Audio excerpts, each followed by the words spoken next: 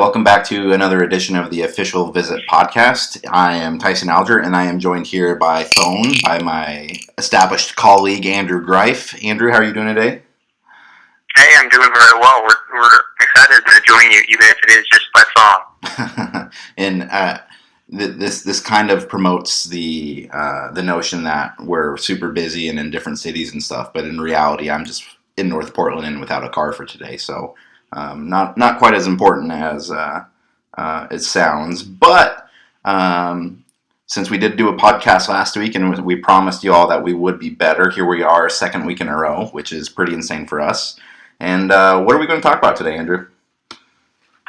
This is kind of the fallow time of the year for college football, right?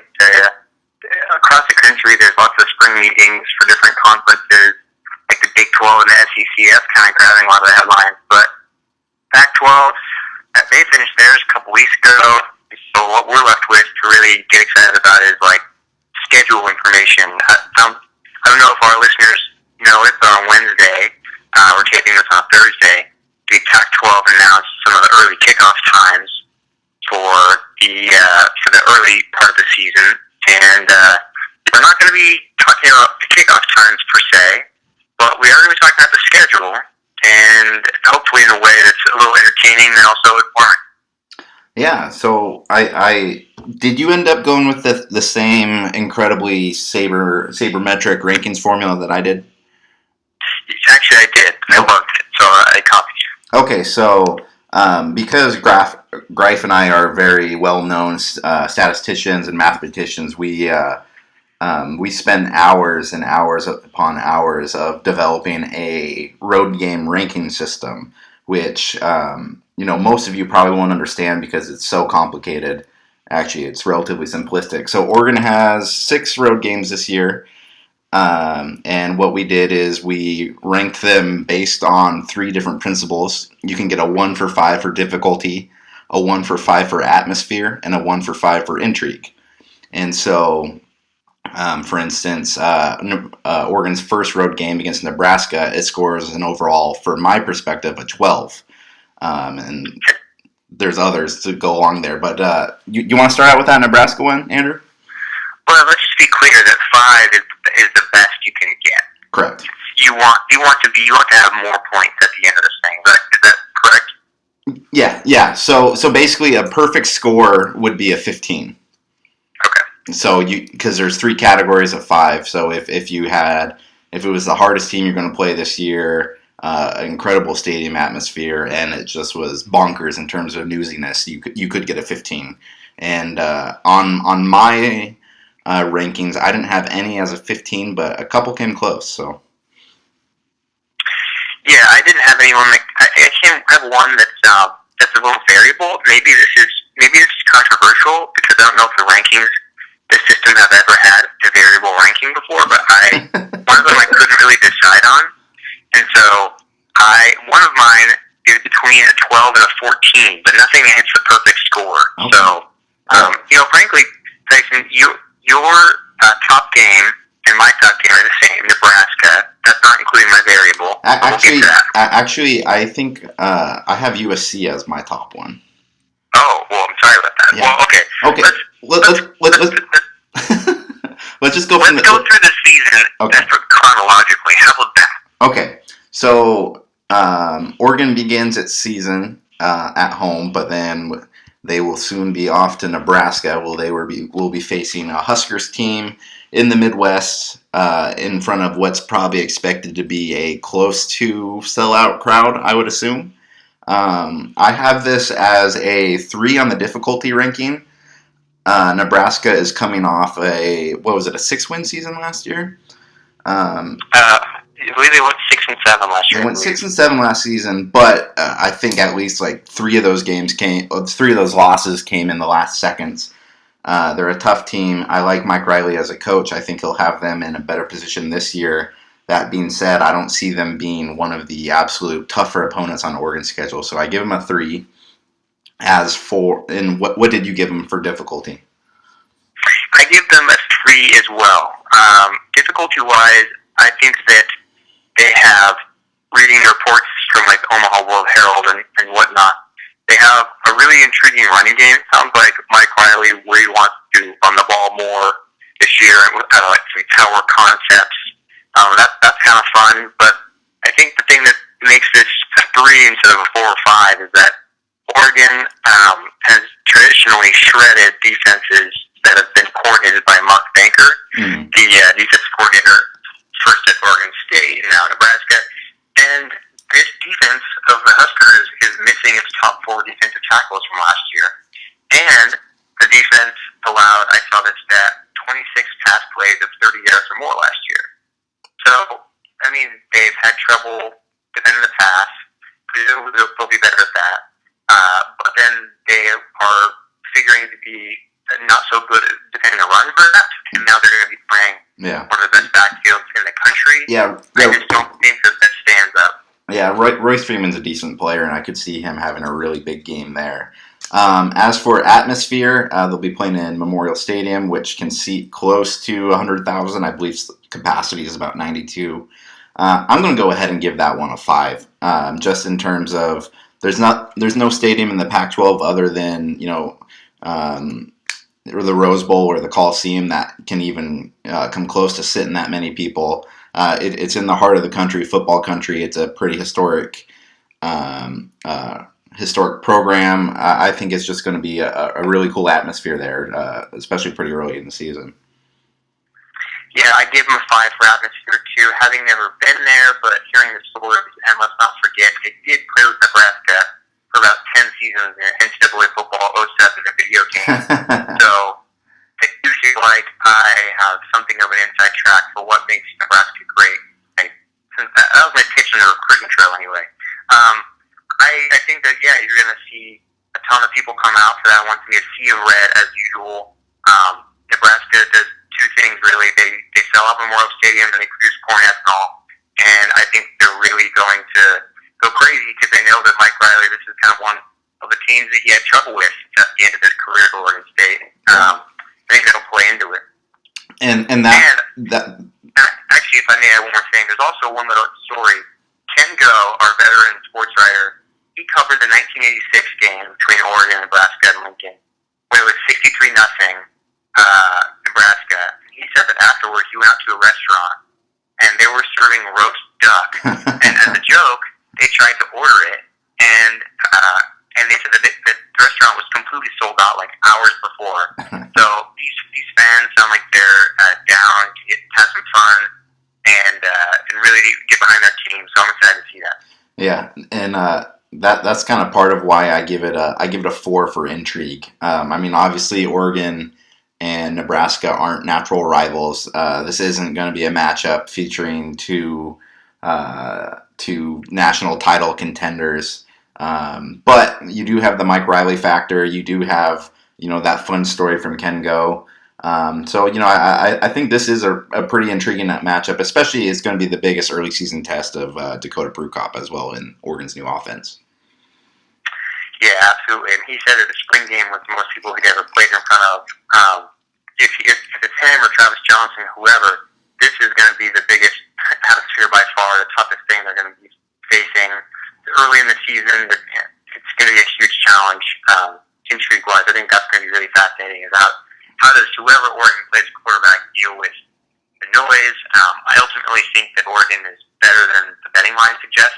It has Nebraska as a favorite, but I think the intrigue is really something here. And also, Oregon is only 1-5 all time against Nebraska. Average score 41-10 Huskers. Oof. Okay. Of course, that's when they were rolling the country. So did we both gave that a 12 for total, right? Yes. Okay, so now we move on to Washington State, which will be played in Pullman, which in the past hasn't necessarily been the sexiest of any of Oregon's road trips, but I think coming off of last year with Washington State beating Oregon, and then the year before with Washington State almost beating Oregon, I think this is a relatively at least interesting matchup. I give it a 4-2-3 on the Alger Greif scale for a total of 9. I went a 4-2-4 for a 10, and and I had it as a 9 originally, but I bumped it up to intrigue 1 point to a 4 because I wonder, there's been so much talk about, is it the year someone other than Stanford and or Oregon wins the Pac-12 North, and there's been a lot of discussion about Washington, and rightfully so, they're kind of the hot team, but, don't forget that Washington State was really good last year once they recovered from their season opening stumble against Portland State, and I kind of wonder, so their schedule before they play Oregon is really, we're not going to know a whole lot about them early on, so I don't know how much at the time intrigue will be there, but I'm thinking forward. They played Eastern Washington, Idaho, and Boise State, and Oregon. So we're not going to know a ton about, like I said, who this team is, but that could be a springboard for the Cougars into Pac-12 North contention and maybe stay there through November. So that's why I bumped it up 1 more point for intrigue, but two for atmosphere. Pullman, I'm sure, is a pretty cool small town, and they rally around the Cougars. But the stadium, although it's much better in terms of facilities and improvements, wasn't very intimidating. I'd say, in terms of wow factor, it's kind of a cool scene. You're out there in the middle of the wheat fields, but I don't know that that would really translate to a hostile environment. Right. Having been out there 2 years ago, I don't think there's anything intimidating or, very standoutish about the experience in Pullman. That's not to say there's anything wrong with it. I really enjoyed our time out there, but it wasn't exactly memorable. I will say the coolest thing about making that, since we when we go down there, we stay in Spokane. Probably the coolest thing driving from Spokane to Pullman is, you go through these just barren fields, and in the middle of them, there's just some random guy, for miles, or there's random guys out there just waving the Washington State flag. I thought that was pretty cool, but in terms of the grand scheme of things, I think a 2 is just about right there. Yeah, absolutely. In agreement. Let's move on. All right, so Cal, on my ranking scale, I have Cal as the worst road game of the year. Really? Yeah, I don't think there's anything particularly wonderful about their stadium experience. Granted, I haven't been there, but just in terms of everything else that's on there, I don't think there's a ton of storyline there, or on the intrigue factor. I do have Cal as about a 3 in terms of difficulty, but overall, I have them at a 6 for grand total. Okay, well, I've got them at a 9, which, maybe that's kind of great inflation. I've been known to do that, but I've only been to Berkeley once because 2 years ago Oregon played at Levi Stadium. So the only time I've been to Berkeley to watch a game was 2008. If you're a really loyal Bucs fan, you'll know that's the game when it was a torrential downpour in the stadium in Oregon. I think had 6 or 7 turnovers and lost a totally winnable game. I remember that game for the downpour because the press box wasn't finished at the time. There was a renovation happening. And so when we checked in at the gate, they gave us a boxed lunch, like the media guide, listed out all the lineups and the starters for that day, in a plastic bag. And we were like, what's the plastic bag for? Well, it was apparently to put our computer in because they had no roof over our heads. So that was easily the most miserable sporting event I've ever covered. But the stadium is new. I think that Kitewater Hill, where they shoot the cannon off of, it's just a really unique atmosphere. It's going to be a night game. Night games in Berkeley are tough. I mean, Oregon has had trouble, even when they went to the national championship game in 2011 or 2010. They had a lot of trouble down there. I think weird things can happen. Yeah. And they'll have Davis Webb, the star quarterback, who I think I saw at least one mock draft for the NFL 2017 saying that he might be one of the top quarterbacks. Yeah.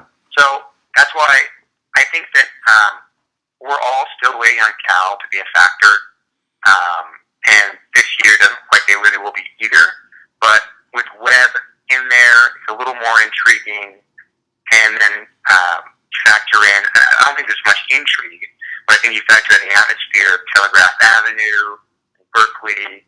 I think it could be a a cool atmosphere. And then the fact that there's an atmosphere too. Yeah. It's not just what Cal brings. The Bay Area is a huge haven for Ducks. Exactly. So here's my only concern about it, though, since it is a night game and it's a night game on a weekday. It's a night game on a Friday night. The Bay Area has notoriously terrible traffic. So and granted, 7:30 is kind of at least outside of like that god awful, like if you had like a 6 o'clock on a weekday. But I think there's a chance that the stadium doesn't fill up right away. That's fair, completely fair. So you gave it a 9, I gave it a 6. Let's move on to what I have ranked as the best road game of the year, USC. I give it a 5 for difficulty, I give it a 5 for stadium atmosphere, and I give it a 3 for intrigue.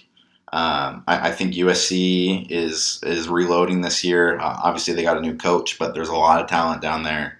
I think they can get a lot of things going right, which they weren't able to do last season. The Coliseum is obviously the Coliseum. It's a big matchup against the Ducks. I think it will be filled. And as for intrigue, maybe I could have even gone a little higher on this, but I mean, USC has a new coach. One of the interesting aspects is Saturday night is going to be the Ducks game, and then on Sunday, I believe the Rams are playing in the Coliseum. So you can, if you're a fan that's traveling down there, you could pull the back-to-back and see an NFL game. And obviously, this is going to be 2 of the better Pac-12 teams playing up against each other. So I give it a 13 total. That's some good reporting, Tyson. I haven't looked into the Rams schedule yet. I gave it between a 12 and a 14. Okay. And you're saying to yourself, that's blasphemy, how could you give a variable ranking in this kind of, very organized numbers, hard numbers, analytics? Well, especially since this formula has been around for at least like 45 minutes. I mean, it's really hard to deviate from set numbers and going into variables here. Right. So where I varied was not in difficulty, but a 4, because it is late in the year. Right now, SC looks formidable, even though they do have a new coach. That they have a couple guys, Sam Darnold, and now I'm completely blanking on the other quarterback from Washington, from the Seattle area. But they have a new quarterback. They always have a ton of talent. To your point, I think that right now difficulty looks good, but you never know. They have been known to implode, and it could be a really odd game. For intrigue, I have a 5 because this could potentially a Pac-12 championship game preview. You always kind of have to look at the USC-Oregon game in the summertime like that because they both have the talent to do something like that. But the atmosphere is where I am not sure. So I haven't been to USC's to the Coliseum on game day. I will fully admit that. This will be my first year. But I was reading a story about what to do at USC on game day, and I was tending toward a 3 because a Bleacher Report story about things to do before a USC kickoff included going to a natural history museum to look at dinosaur bones. And if you have to put that on like your 5 things to do before, I'm not so sure that pregame atmosphere is all that crazy. Okay. That's fair. So That's fair. What I did do was I contacted one of my old roommates and a best friend of mine who is a USC alum, been in many games, and he said that I should put it higher because the tailgating is on campus. You park on the campus. You call it a family atmosphere. You walk about a quarter mile to the stadium. All the areas around USC, I think everyone knows this, are a little rougher. But once you get in there, there's possibility for celebrities to show up. Ty Burrell, Mark Alford's BFF, and Modern Family's fan. He's going to show up. Neil Everett's probably going to be there. Exactly. So there's the celebrity factor that could be, patrolling the sidelines. So maybe I split the difference, give it a 4, in which case it'd be a 13 overall. I think a lot of that could depend on, that's late enough in the season that if if USC has put everything together and all of a sudden they're back close to being a contender and then their national conversation. LA folks definitely like getting behind something that's trendy, so I think I can agree with your variable there because it could be trending upwards depending on how the season goes for them. Absolutely. Either way, I'm excited to go check that out. Which kind of also brings me to Utah, which I have as an 11, but I could potentially see it trending upwards a point or two. I have Utah as a 4 on the difficulty scale. Right now, I have them on a 4 in terms of atmosphere, and I think that's kind of going to be the variable because you wouldn't think it if you haven't really been around the Pac-12, but that's a really loud stadium to play in. The fans really get behind it, and obviously it's a little bit at altitude as well. I think a lot of it has to do in terms of, since it's such a late game in the year, of how Utah's doing at that point. If they continue to be trending upwards and have a really strong season, that could end up being a really, really big contest there. And if it's a really important game, there's going to be a lot of fans out there. In terms of intrigue, I have that at about a 3, just because there's obviously going to be some interest in it in the sense that Utah came into Oregon last year and absolutely spanked the Ducks. It was just an embarrassment of a game. And then also it will be Pharaoh Brown's return to Salt Lake City after his gruesome injury there 2 years ago on that same field. Right, that's a great point for the intrigue because that's such a huge. It's still a huge story. I think there's more interest in that than most football-related stories at Oregon. I have the exact same rankings: a 4, 4, and a 3. The fans there are super impressed by Rice Eccles Stadium and the fans there in 2014. I mean, they were out for blood, very loud. I really love just how involved. The stadium is interesting. It's like it seems like the sound kind of funnels down toward the field, kind of like at Austin, and when they're playing well early, it can get pretty loud. So I like watching games there. Yeah. Difficulty-wise, that's the great question because they are breaking in a new quarterback. They don't have Devontae Booker running back anymore. The defense is usually going to be super aggressive and they're really going to pin their ears back, so to speak. But you're not quite sure. I think Utah needs one more season where it's a contender to persuade many people around the Pac-12 that it's here to stay. And the last couple of seasons when it was knocked on the door weren't kind of a nice stretch led by a really, really good running back. I would totally be willing to give Utah an extra point if they have something other than soup in the press box this year as well. Yeah, for just real quick, spend 60 seconds telling fans about the soup in the press box. I don't like complaining about press box food. It's free. It's whatever. But, we get there. It was a long day. I believe you and I were pretty ravished after a rousing game of one-on-one basketball that I think I won. And so we get to the stadium, and they have the line in the press box for food, and they give you these little wooden bowls. And then I forget what soup it was, but that was pretty much it. It was just soup in a little watery soup in a little wooden bowl. And some chips. Oh yeah, can't forget about the chips. I remember our former colleague Jason Quick being very impressed by the whole spread.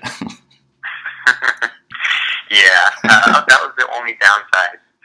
Salt Lake City's fun town. I didn't think that, but we had a lot of fun there. So yeah, no, I give it a thumbs up. That's honestly, I think Salt Lake is my dark horse in terms of favorite trips for us. I actually had a really fun time in Salt Lake when we were there last time, so I'm looking forward to that one again. And then we head to Corvallis for the Civil War, which I have as an 8, which is my second lowest one on the schedule. So I have it as a 7. I think that barring a major surprise, the Beavers are going to be pretty bad again this season, Gary Harrison's second season. And, the atmosphere before Civil War, you can't discount it. There's always a buzz. It's usually, it's right after Thanksgiving. That's kind of fun. You feel like people went straight from their table right to the parking lot, and it's a lot of fun. But I've been to Reach Stadium now times, and even last year at Oxford Stadium. Sometimes there's just not a whole lot of buzz. It was dry, wasn't it? It was awfully dry. Yeah, it was.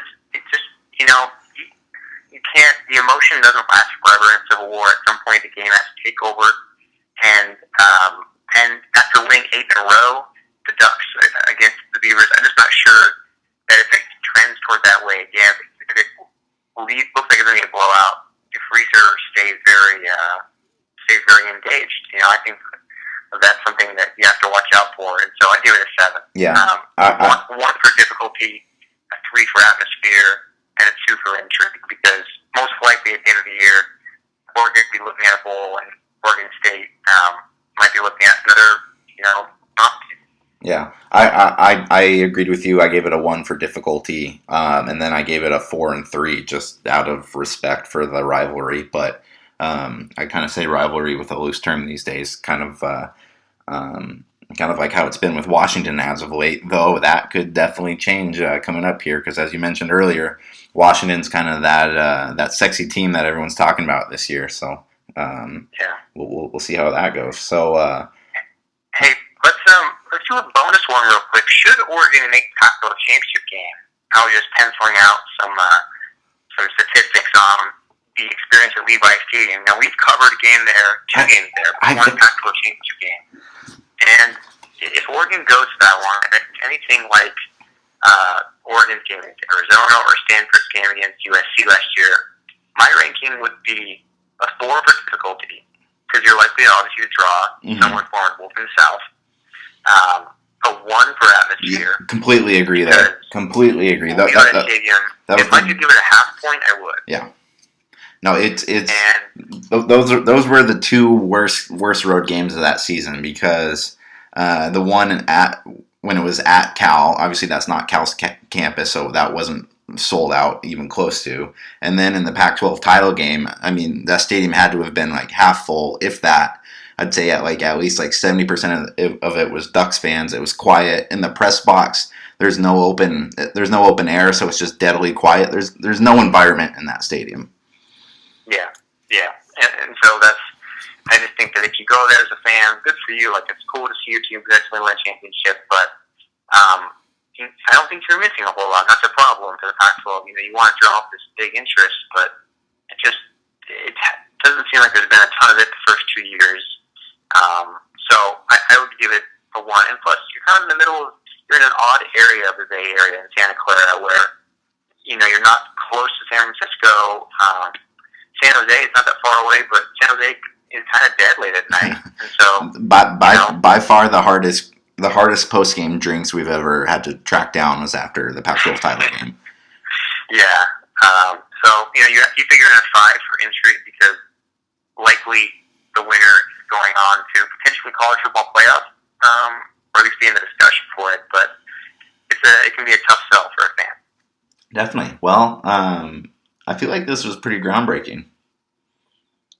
Yeah, this is going to be written about in Sabre, the journal of statisticians for baseball. Yeah, I think we're going to get some emails from Bill James tracking us down, wanting to write books about us and sort of things.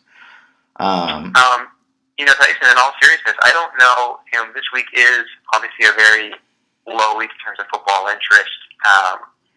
There's been other things going on. Men's golf won a national championship. They also won the individual. But, before you know it, it seems like right now football isn't that big of a topic. But in 6 weeks, there's going to be the Pac-12 football media days in Los Angeles. I'm hoping that you get to go there this year. I'm not going to be able to, unfortunately. But it's wild how quickly football is showing up. And I'll make the plea again. We want to do one of these things each week leading up the season. So if you got ideas or questions, burning questions for us, or topics, or like themes we could run off of, please just email us, and we'd love to hear you out. Yeah, I completely agree with you there in the plea for ideas, because especially here in the summer, I think doing some of these kind of themed episodes definitely works a little bit better than still trying to pry whatever we can out of what we saw during the spring, or speculation, or whatever. I think it's a little bit fun this way. So you can reach both of us on Twitter. I'm at I'm at Tyson Alger. You are at Andrew. Is it just at Andrew Greif? It is. And then our emails are just talger@oregonian.com and agreif@oregonian.com. And also, if you listen to this and want to share your rankings of the road games, feel free to drop it in the comments section below. And if we get enough, maybe we'll compile an overall crowdsourced rankings to put on the site. Love it. Love it. Hey, thank you all for listening so much. This is another enjoyable version of the Official Visit podcast. Thanks so much for listening. Thanks, guys.